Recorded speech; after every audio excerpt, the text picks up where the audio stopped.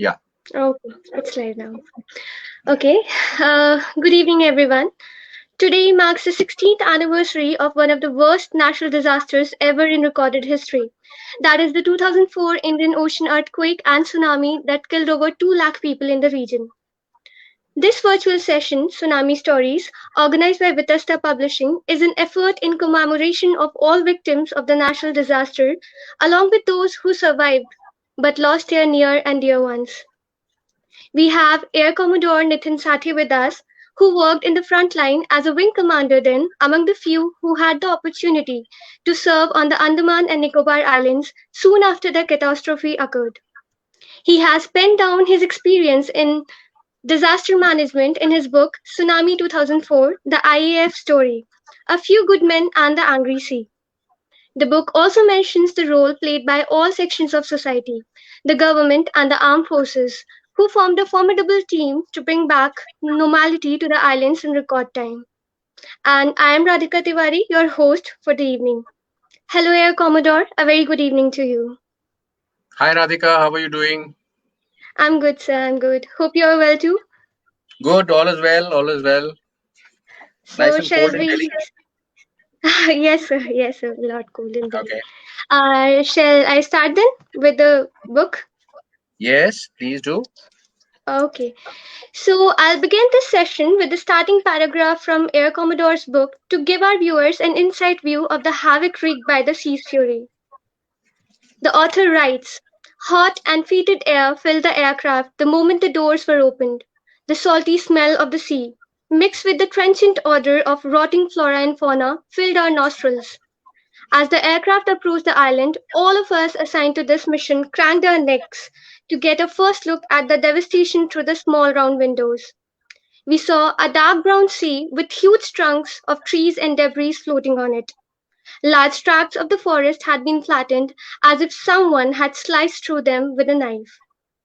Now, I would request Air Commodore to tell us a little more about how the events unfolded as the rescue, relief, and rehabilitation team landed on the Car Nicober Island. What was the author's first task in hand, and above all, what was the first thought that struck his mind?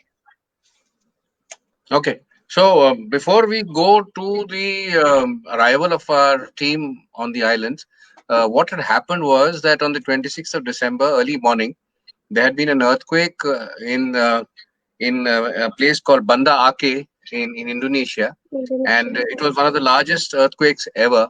9.1 on the Richter scale. That had shaken up the entire region.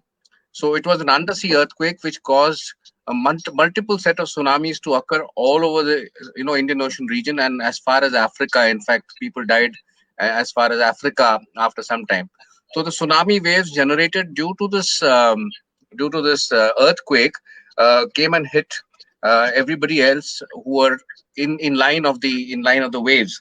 So it's the wave started from the epicenter that is under the ocean next to Banda Aceh in Indonesia, and then they started traveling outwards, and they took about 45 minutes to reach where the Indian Air Force base at Car Nicober Island is. And when they hit the island, they hit seven waves hit the island, one after the other, and each wave was about 1.5 kilometers wide. It was 60 to 70 feet tall mass of water, traveling at a speed of 70 kilometers per hour. So whatever came in its way, it just destroyed everything that came in its way. And the amount of distance that it travels inside is about a kilometer or so. So all around the island, it hit and it went about a kilometer inside, and whatever was there within a kilometer, it completely damaged and devastated it. So this is what happened on the 26th of December. So thereafter, we were told we formed a team of 70 people. We were pulled out from various places, and we started our journey from wherever we were, and we were picked up in aeroplanes and brought to Chennai, and then onwards to. It's a very, very long flight to Car Nicobar. It's about 4 hours flight first to Port Blair, and another 1 hour flight ahead. So it's a long, long journey, and we reached there, and this is what I wrote about what we saw from the aircraft, that the entire mass of sea was churning. It was completely brown in color. There were huge logs of wood, that is all the trees that had been sliced, they were floating in the water.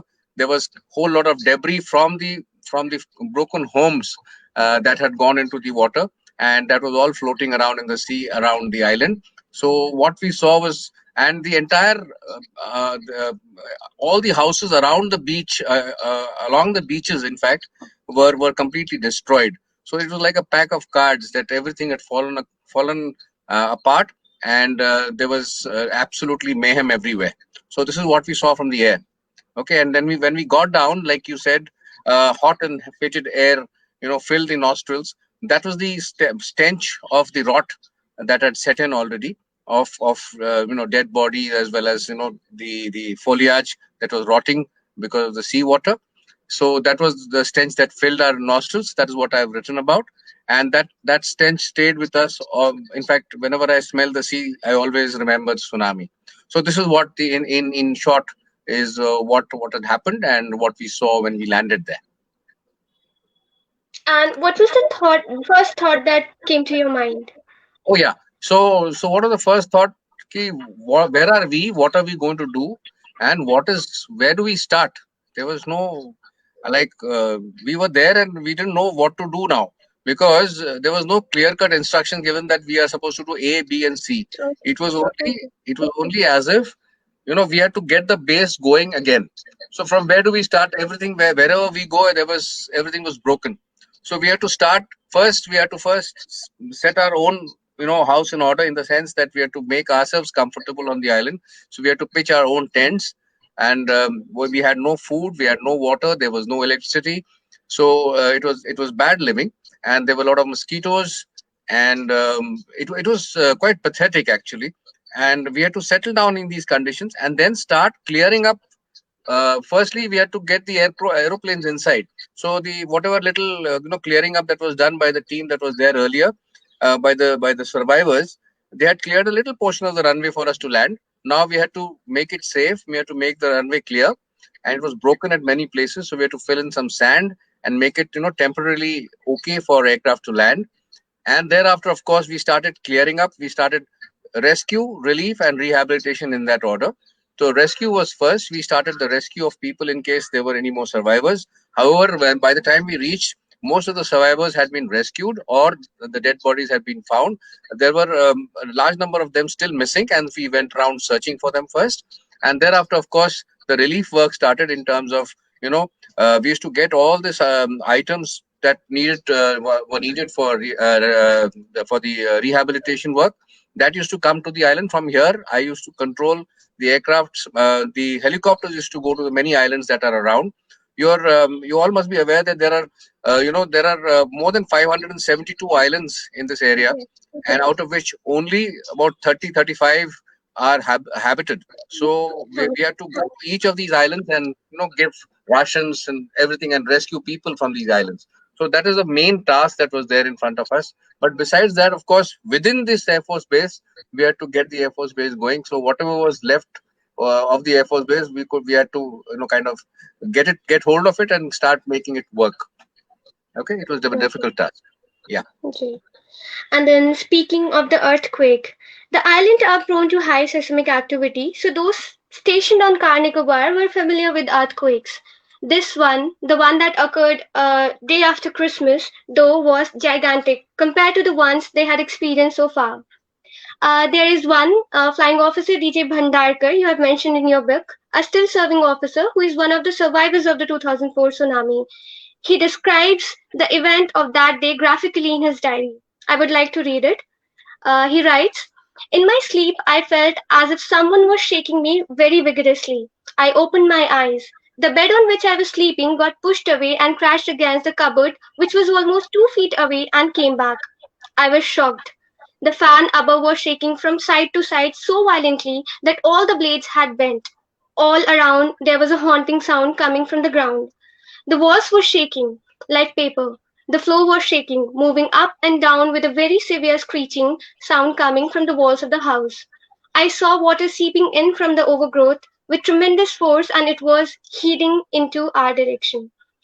Now, speaking of and there's another officer who lost two of his children, right? So, speaking of survivors, there must have been moments where your team had to emotionally and psychologically help or assist survivors. Could you shed some light on how the team or you personally dealt with such a situation? Is there some kind of methods, or does the team undergo training specifically for this? No, no, no. There is no specific training. We undergo something called the jungle, snow, and sea survival course while we Okay. are in the armed forces. But other than that, we are not really trained to deal with disasters as such.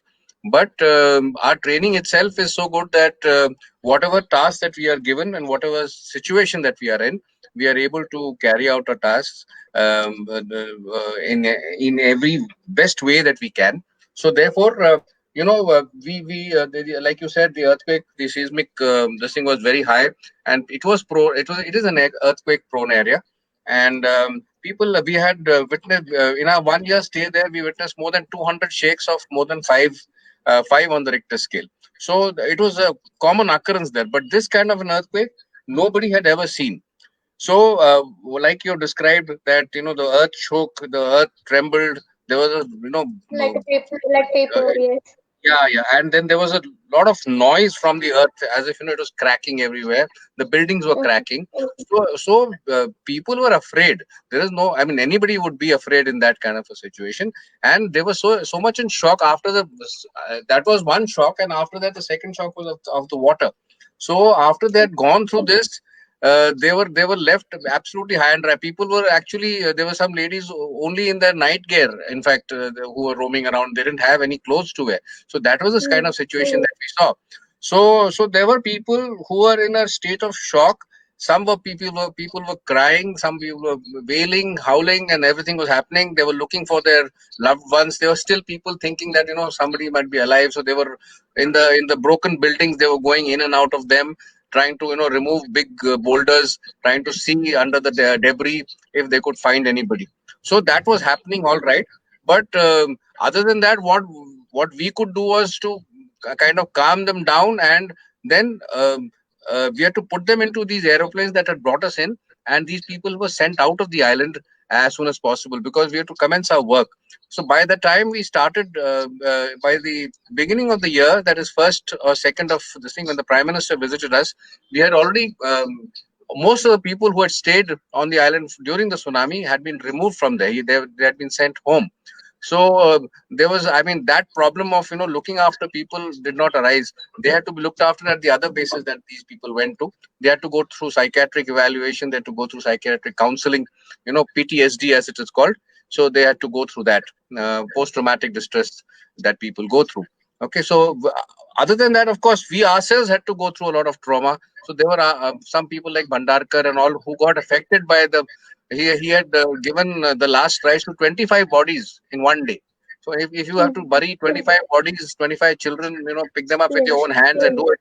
So you go into a shock. So he had True. to be actually treated by a doctor, right? So the shock for everybody was too much, and we had to sustain it. I mean, there was no other choice, right? Okay. And what about the locals over there? There must have been many survivors, the locals living there. How did you Yeah. deal with those people? See, the Because locals it. are much more. Yeah, locals are very very resilient people. They are used to having natural calamities hitting them. Notwithstanding that, the locals, when we first saw locals, they were also doing the same thing what our own guys were doing. They were also looking for their loved ones. They were also searching for them. Other than that, of course, they were coming inside all the broken houses and trying to take away whatever food was available. If there was a gas cylinder available, they were taking it away for use. There were some huge, there was this huge containers of diesel which were supplying diesel to the entire island. In fact, there were 80,000 liter containers. So they were toppled over, and there was a little bit of diesel inside them. So they first wanted fuel to cook their food. There was local food available, of course. Local food in terms of some fruit trees and all that. In the middle of the island, there was a whole jungle. So they had Yes. some of the farming going. So they could have their food from that. And other than that, we saw that they were very fast to come back to their normal lives, when within no time they had started making their houses again, and they had started kind of settling down into the new environment that they were facing. So they were much more resilient than normal, normal guys that like us who took much more time to settle down. Okay, so local, and of course we interacted with them, and we were their source of everything. The aircraft used to get all the rations, so we had to supply them with everything that time, and also send them back in case somebody was injured. They were sent back by these aeroplanes that came in and took them away. So this, they were dependent on us, yes. And when we used to go down to the villages, we used to go and talk to them. We used to attend all their ceremonies that they had. We used to go and play football with them once in a while. They used to come and stay with us. So we had those Parle glucose biscuit packets with us in our vehicles. So wherever we went, the little children that were there, we used to give them these biscuit packets and make them a little cheerful, so that kind of that somebody was there to look after them. So that was the I think that is the only thing that we could do. But of course, we could take a lot of help from them in terms of not only getting some vegetables and local coconuts and all that. Other than that, we could also give them medical aid. We could give them water, that little bit of water that was there. Of course, water was a biggest problem on the island was water. There was no water on the island. Everything was coming from outside. So we had to give them all that. And of course, for the little children and all that, milk and all those things that used to come in, we used to ensure that everybody got a little bit of whatever we were getting. Okay, so that is how Okay. we are. And Yeah. you just mentioned that the team also learned a few, one or two things from the locals. Would you like to share them? Say what? We used to get. We used to You get. said that. Yeah, we used to have a barter system kind of thing with them. So Okay, we used to okay, call okay. them over. Yeah, so we used to call them. Okay, please bring down some coconuts for us. So when they used to get the coconuts for us, we used to give them some rations. I know some rice and some dal that we Fine. had. We used to give it to them. So that is the kind of barter system that we had. There was no money to be given for anything. As it is, they don't believe in money, and that time they were not so money conscious over there. Yeah. They used to believe in barter. So we used to give them whatever they wanted, and they used to help us out. We used to ask them to get some fruits. They used to get it for us. So that was Okay. that. Yeah. Fine. Air Commodore, you have mentioned that at the time there were no tsunami warning systems located in the Indian Ocean to provide any advance warning, making it absolutely impossible for anyone to know what was about to occur. And despite numerous deaths, no member of the tribal communities in the island were hurt. Please share with us the techniques that you think, that you think that after working on the ground level would have helped mitigate the 2004 catastrophe. What what more did you learn during your volunteering time over there? You see, like you said, tribals. None of the tribals were hurt, but Yes, the people on the island of Nicobar, that's the Nicobarese tribe. They lost a yes. lot of people. They were the Okay. modern. They were a modern tribe. They were like us. So they had Okay, fine. settled down closer to the seashore. See, The rest see of to the the small seashore. Yes. small tribes that are there, rest of the small tribes that are there, they are just few, they're protected tribes. You can't even go anywhere near them. They're still using bow and arrow. They don't wear any clothes. So those are the Oh, kind of yes. tribes that are there. So we did not interact with them at all, because Okay, they were right. They lived inside the jungles. They lived off the land. Okay. So therefore, there was no question of interacting with those tribals. Other than that, okay. you spoke about the tsunami warning system. Yeah, they had a very Yeah. local tsunami warning over there. You know, uh, there's a little orange fish that stays at the bottom of the ocean, and when that fish gets disturbed, it comes up and it gets caught in the nets. So when this Okay, fish was not caught by the locals, they realized that there was an earthquake going to happen. Okay, they had an early warning of the earthquake.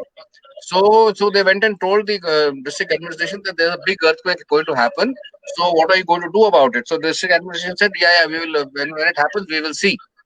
Okay, but okay. they kind of knew that there was something going to happen. Other than that, of course, the birds, the animals, they've got the sixth Huh. sense. They start Instantaneously. getting fidgety. So we saw it with our own eyes what happens to the animals when the earthquake is about to come. So all these warnings were there. Other than that, of course, after the Japan earthquake and the tsunami, the Japanese have helped us to put tsunami warning systems now. So you get an Yes. SMS. The moment there's a earthquake, you get an SMS saying that earthquake so and so, and not likely to cause or likely to cause a tsunami. Okay. So if it is a Yes. 7 on the Richter scale and above, generally a tsunami can form. So therefore, on your mobile now, you can get information that there's a tsunami. At that point in time, we didn't even know what a tsunami was. I didn't even know the spelling of a tsunami till the time I went. I mean, just about left for that place. So therefore, once people knew that such a thing is can happen, so every time there's an earthquake, people run away into the center. One small story here, quickly. I remembered it just now that there was a small village, north of what is it? North south of Chennai, which was devastated completely, and not a single person died here. Why did they not die? Because there was this farmer here whose son was in Indonesia, who called him up and told him that we're having a tsunami here, and you are also likely to get a tsunami at your place. So please evacuate the village. So this particular Okay. village was completely evacuated by this farmer, and not a single person died. Whereas all along that coast, every village was devastated, and a lot of people died. So this kind of warning, yes, it saved a lot of people and mitigated the disaster to some extent. And then, Ethan, I've got the note for this. Yes. In your book, you have mentioned two acronyms, that is PFDTHHC and PLWO, which I thought will prove beneficial for even a laywoman and man to know. Could you please explain on that? You see, this is you're going into academics, but Yes, what that. happens is that when we do this course on survival, over there, even we as rescuers were survivors. We were trying to survive there. So when you have a tragedy like this, the first thing that you have to do is protection, location, water, food, and other aids. So food comes Okay, number four in sequence.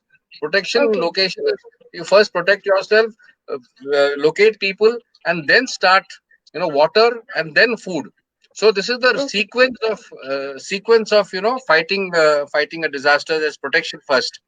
Okay, and the other thing, what is the other thing that you spoke about? That was PLWFO. The And this other is one what was PFDTHHC. PFDT double HC. Double HC. Yes. Okay, this is what is it about? This was I'll just a sec. I'll check. just yeah. One second. I am also trying to remember it. Yes, it's for panic, fear, disease, thirst, Ah, hunger. hunger, heat, Yes. and cold. Yeah. Sorry. I just couldn't get it. It is panic, fear, disease, thirst, hunger, heat, and cold. So whenever something happens, the first state that the human goes through is panic. Okay, the fear doesn't set in first. The panic sets in first, after which the fear comes. And then, of course, panic, fear, disease is the next to hit. Then all that. Panic, fear, disease, then thirst, hunger, Thirst, yes, heat, hunger. and cold. Heat and Yes. cold means Yes. the weather, basically. So, okay. Okay. So, this is how people get affected. So, first thing, moment you have an accident, is panic. And thereafter, Yes, the that's rest of the things follow. Okay. So, this is what I've written about. just a sec. Also, there were. We can talk about it later, but I would like it if you can explain a little more about Operation Mother and Operation Saman. Were these two the only operation that you people had, or there were some other as well? No. I think you got it wrong. See, Operation Mother. Every time there is a disaster anywhere, the Okay. first 1 month, major disaster. The first 1 month, 30 days is called Operation Madad. Whether it be Bhuj, Okay. whether it be Okay. Uttarakhand, wherever, it is called Operation Madad.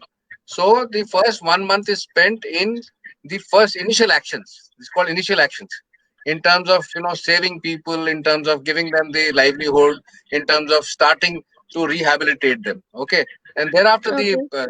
the three R's actually: rescue, then relief and rehabilitation. The Well, rescue and relief start almost together. The relief and rehabilitation continue alongside. Okay, so rehabilitation is the last part. When you start, rehabilitating people into homes, start their schools, get them to their livelihood and those kind of things. So that is much later. Initially, is just initial actions are rescue and relief.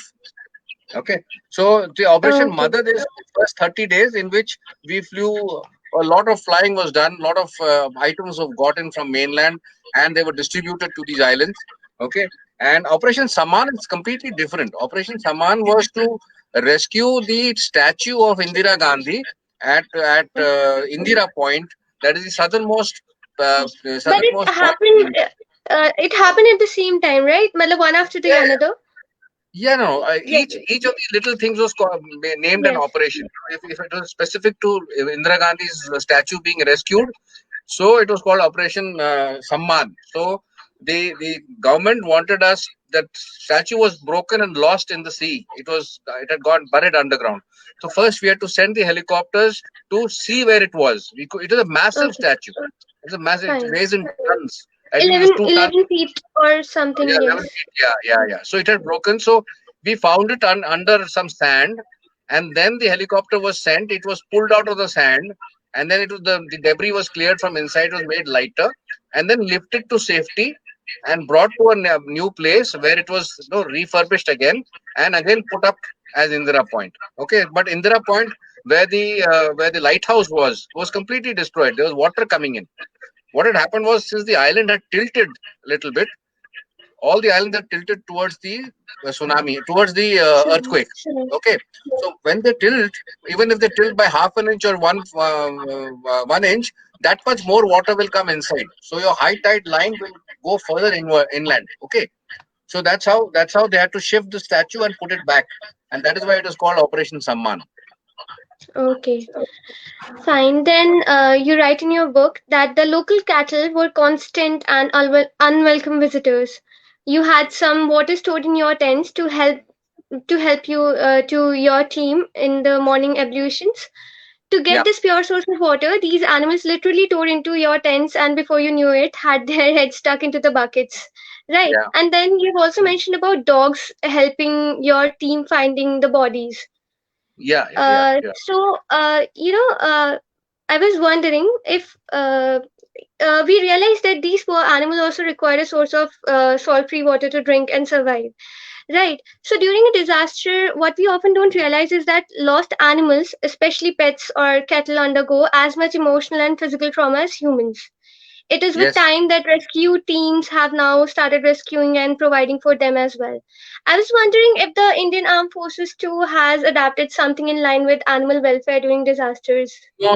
I don't think that it comes alongside, and it's part of the Okay. greater thing that we want to do. What happens is, since there was a lot of these cattle, and the cattle Okay. became, like you saw in the present pandemic also, you saw the dogs, they became a little more aggressive. When they're not Yes. getting food on the road, they became aggressive. Huh. They were coming at the human beings. Similarly, the cattle over there became very aggressive because there's no water. So it's all about survival. So when they realized that we had put Fine. water besides our tents for our use, they used to break open into the tent and come and drink that water. Okay, so what we had to do was, we had to provide these big drums, and fill them up with water and keep them for them, so that they could also have a little feed of water when they wanted. Because without water, nobody can survive. So True. so these Right. so therefore these guys had to be given some water. But in the initial days, when there was no water for us also, it was, we were sad to kind of, shoot these animals away. We used to stand with sticks and try to beat them away, but they were so adamant. They used to still tear into the tents, and once they got to the water, there was no way we could pull their hinds, and you can pull their tails, but they will not move. They will first have their water and then go. So they was that aggressive. Okay. Similarly, for True. the dogs were trying to find food to eat, and Food. say if Yes. Right. anything that was dead was food for them. So they were going and they were fighting against each other to when they used to find flesh to eat. So that they used to help That's when we find. found the bodies. Yes. Yeah, that's how we found some bodies of human beings as well as cattle which had not survived.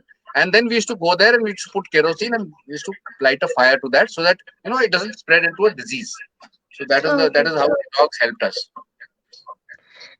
Fine. And then there was another question. It was that uh, how will you sum up your experience at the island? How big a change did it bring in your life?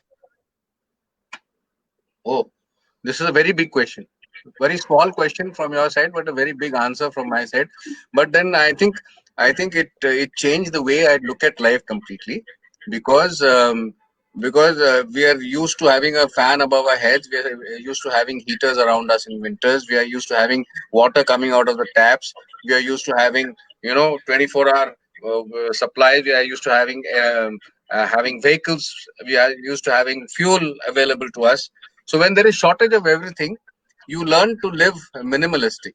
You learn to live Yeah. with the minimum things that you have in hand, and you don't want to kind of crave for unnecessary things that we ask you. If you look into your fridge, if you don't buy anything for the next 20 days, you'll still be able to survive in your homes. So that is the kind of we do over hoarding, like we say. We do hoarding in our homes, and we've got a problem of plenty. Over there was the reverse. There was nothing available, and so therefore whatever we had, we have to make good with whatever we had. So that is the first lesson that we learnt about life over there, that we must learn to live with whatever minimum things that God has to offer you, and in that also you must learn to remain happy. Okay, so that is what Right. we learned about. Other than that, of course, there were small things about survival that we learned about. We learned a lot about management issues, how to manage logistics, how to manage human beings, how to manage, like for example, for human beings, if you have to have, if I know how people behave, I can control them better. For example, a person who is in such a place, if you introduce any kind of negativity. So there was one fellow who went and told these fellows that told people that the whole island is going to sink to the bottom of the ocean, and we're all going to die. So what kind of reaction do you expect from such people? So the reaction was, we would like to go home. We don't want to work here. Yes, the panic. Yes, Yeah. the panic So situation. get them motivated. Those kind of all management lessons of dealing with human beings, especially when people are alone. They tend to become. They tend to brood. They tend to take to drinking, excessive drinking, those kind of things. Right. You have to keep them also active. You have to make sure that they come for all meals have to be had together. You can't sit in your room and be alone. Even when you're working Right. on after working on any other place, two people are always together, so that we come to know, each comes to know the mental health of the other. So these kind of things about human resource management and material management, in terms of ration kahan kitna bhejna hai, what we need to do, how to plan for the future. We have to plan the entire base in terms of what is to be constructed in the next 5 years. We had a 10-year plan made, so it was a lot of work.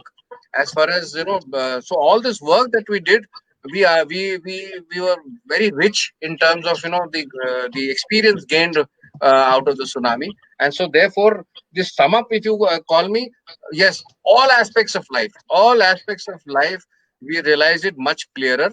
So today, when there is no water in the tap, I don't feel upset. When there's no lights in the heat, I don't feel upset. And if there's an accident, I don't feel so upset, because it could have been worse. So Yes. I Okay. become much more resilient to what life has to offer me. So this is what, if in a sum up, if you want to ask me what I learned, this is what I learned from the tsunami. Okay. And you wanted to share some miraculous survival stories from your book. This is the time, Oh yeah, sir. You can share them right okay. now. These survival stories as such, there are small stories, but what comes to my mind at the moment are two or three very important ones, which I wrote about also in my book. Um, one is about a girl, her name was Rajshekhar. Her parents and her brother, they all, Meghna, her name was Meghna Rajshekhar, and her parents and her brother all died in the tsunami. And how she survived is a movie in itself, actually. And I think she's writing a book herself. So I would not like to steal her story from her. But Mhm. in a nutshell, what she found herself was, she was floating on a door of a house, and she had, there were some animals also which had gone onto the door to survive. So Oh, she was like Noah's Ark, and she was floating around in the water. For 3 days, she was floating in the water, and she used to keep waving out to the aeroplanes that were coming in to for search for survivors, and nobody could see her among the there was so much of okay. debris around that nobody Definitely. could Yeah. see her. So after 2 or 3 days, she was thrown back onto the island, and then she did not know where she was, and she found a little suitcase of of new clothes, belonging to a newlywed couple. So she changed into those clothes after 3 days, and she was trying to look for food. She was very hungry. She couldn't find anything, and so she started roaming around, wandering in the forest. And then there was a local Nicobarese tribal who found her, and then he got her to us. So then, of course, she was rescued, and now she has become an architect. She lives in Hyderabad, and she's an architect now, and she lives a very good life. So she was survive. She survived. She's a survivor. So she's writing about her survival story. In fact, Meghna Rajshekar, we wanted her to be on the show today. Unfortunately, she is not too well, and she is unable to make it. Other than that, of course, there was another story of a boy who was about 11, 12 years old, who went away with the water, and he found himself stuck to a coconut tree, on top of a coconut tree. Okay, Oh, and then, of course, while he was stuck there, he found a bottle of Sprite that had come along, and it was stuck to the tree. So for 3 or 4 days, he had Sprite from this bottle sitting on top of the tree, and he could not come down. He was afraid of coming down.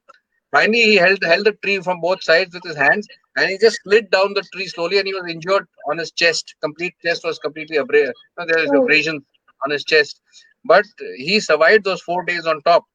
So that is the kind of survival story that we wrote about. Other than that, of course, everybody who went through this was a survivor. So the persons who were rescued and sent back, each of them had a story to tell. There was a person who had how found some money in a pocket of somebody, and there were people who were working alongside us, who whenever they found money, they used to come and deposit it with us. So in my office there were two mounds. There was one of jewelry and one of money. oh, So money. big hillocks in my office, which people used to just come. Even 25 paisa was found, they used to come and throw it in my office. Okay, so there was Mm, such fantastic people working there. They were from the police, they were from paramilitary, they were from NDRF, they were from all kinds of NGOs, organizations all over the country. So those are the people who were working alongside us, and they were very, very good. And they used to come and leave everything with us. So that is the kind of thing that we saw as far as survival is concerned. Okay, so survival stories, there's lots and lots of them. In fact, I wanted to tell you a little story before we answer the question that has come. One question has come, I think. So okay. there's this water thing that I kept talking about. That water was not available, so there was no water on the islands. And so what was to be done? We had one well on the island which used to give us continuous supply of water, and this water, how this well was formed by firing a cannon into the ground by the Japanese well before the Second World War. Okay, so during the Second World War, they didn't have water themselves, so they fired into the ground, and they hit the coral below. So the well is about 35-40 feet deep, and the water gets automatically desalinated from the sea, and it keeps filling up this well. So absolutely crystal clear water you get to drink. However, during the tsunami, there was this water became adulterated with the seawater that went inside, and also the dead bodies, the carcasses, and everything that went inside. So we had to actually keep pumping out water, about 70, 80,000 liters of water per day for 6 months. We were pumping out water from this well to make it okay for usage. So every time we used to think that it is okay, we used to send a sample to Chennai, and then we used to hope like hell that the water is declared fit. So till the time that was not happening, there was no water, and the water used to come in bottles. Now when the bottles are used, you have a plastic menace. You don't know what to do with the bottle. The cost of sending back a empty bottle in an aeroplane is 10 times the cost of a filled bottle. Okay, so we had to now look at the plastic menace that was happening with the kind of bottled water that was coming in. Initially, we were allowed only 1 liter of water per day. Okay, then of course, when we look at it back, when you look back at things, you realize how important water is for survival, and therefore it is very important that we understand the requirements of water first before we even start thinking about food. So when people from Delhi sent us 140 tons of water, one day we ran out of water, so I rang up Delhi. We had only one phone, one satellite phone. That is all. There was no mobiles. There was nothing. So on the satellite phone, we rang up Delhi and said we were running out of water, and then they sent us 40 tons of water in bottles, in crates. So while these crates were Oh, being offloaded, I saw a bottle fall out, and I went and read on that bottle. It was from a famous bottling company, a water bottling company, but on that was written Bhuj earthquake. So the Bhuj earthquake had happened in 2002, and we were now in 2005, and so yes. therefore this water was old, and somebody in Delhi had not even thought what he is doing. So he had sent us 40 tons of unusable water, which could not be had to drink. So it was such a waste of effort on everybody's part. An aircraft flying all the way, somebody must have got it loaded onto the aircraft there. Somebody's getting it offloaded here. So one must understand that whatever you do when you're in a place where you're supposed to help out people, you must think from their point of view and think when you're sending things, think about what you're doing. Okay, Yes. right? Actually, we have got a question from the audience. Yeah. Someone is asking Meghna's age at the time of calamity. Meghna's age was today she's 29. So go back. She must be a She was 13 years teenager old. then. Yeah, she was a teenager, 13 years old. 12, 13 years old. Yeah. Okay. Yeah. Okay. And what I wanted to ask was this mission the last or the first mission of your of your time in the Air Force, or did you No, no, no, also? no. I have taken part in many rescue missions. I am a helicopter pilot, so my basic job was to rescue. One of the important jobs that One of helicopters the do is to jobs? rescue people. So from small calamities to larger calamities, I have operated in Bihar floods. I have operated in small accidents for rescues of people. So I have vast amount of experience, doing disaster relief, if you may call it. So a lot of Well, experience in that. But this was the biggest. This was the biggest, and this was this was most the learning. biggest. Yes, Yeah, yeah, yes, that's right. right. So, do we have any more questions? Just a sec. I'll check. No, there's just one. We salute the never say die spirit of our armed forces. Yes. So somebody asked that. What does somebody ask me? No, they say they Yeah. that we salute the never say die spirit of our armed forces. No, the never say die spirit is of everybody. Even Radhika, if when you go through something like this, you'll also say never say die. Yes, Like my other I know. book also. I hope so, sir. Yeah. So nobody will give up. So I have talked about human person losing his hands and legs. Born to Yes, fly. right. So that person lost everything in his life, but he had his brains. So he survived and he made other people think about that. Yes, So that is I another think the book that I have last instinct of being a human is to survive it, survive anyhow. Survive at at all all cost. costs. Yes, Yeah, yeah. yes, So that is what it is all about. It's all about survival. So we are all trying to survive this pandemic, and this pandemic also has a lot of learning value to all of us. So rather than trying to get slaughtered by this pandemic and become negative, it is better to right. think, better to kind of learn from this pandemic and learn how to live life much better than what we have been doing, rather than becoming negative. Okay, I've seen a lot of people I've been speaking to that the people are getting negative in this pandemic. So there is nothing to there. If we have to all go, we'll all go. Such just too bad about. I mean, just too bad. Yes, All of us have yes, to go. That'll be the end of the earth in any case. But other than that, just live your life properly and live it happily. So that is my bottom line. So wherever you are, whatever happens, learn to take the shock effect. Learn to take the shock and carry on. There's nothing. It could have been worse. That should be your motto. I mean, that should be the yes, tagline in your life. yes. If It something could has have happened, been worse. Right. it could have been worse, isn't it? So that's how I Yes. look at it. Yeah. Well, I hope our audience find it inspiring. And now I would like to end this session with a quote by Petra Nemkova, who said that we cannot stop natural disasters, but we can arm ourselves with knowledge. So many lives wouldn't have to be lost if there was enough disaster preparedness. And that's all. Thank you so much, Air But Commodore. I have a quote. Yes. I have a quote, Radhika. Before you say Okay, thank sir. you, can I say a Fine. quote? Please, So, please like go ahead, sir. I have written in my book also. They say that life is like a grindstone. Life is like a grindstone. Whether it grinds you down or polishes you up. It could be Oh, a wow. diamond. Whether it grinds you down or polishes you up depends on what you are made of. Okay.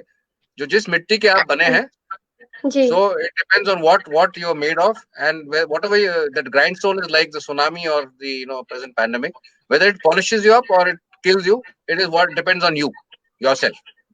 Okay, so that's it I'll from keep me. it in mind, sir. Thank you so much, Yeah, sir. Thank you. thank you so much. Thank you, Radhika. Thank you everybody at Thank Vitasta, and have a very nice New Year's. Happy New Year to everybody, and I hope you have a much better 2021. Same to you, sir. Thank you so much. Bye bye. Bye.